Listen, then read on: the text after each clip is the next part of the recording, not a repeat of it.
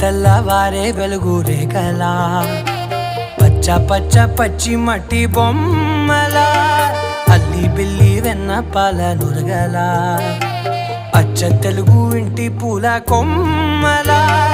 దేవదేవుడే పంపగా ఇలా దేవతే మా ఇంట అడుగే పెట్టెనంట బ్రహ్మ కళ్ళలో కాంతులే మా అమ్మలా మా కోసం మళ్ళీ లాలి పాడేనంట.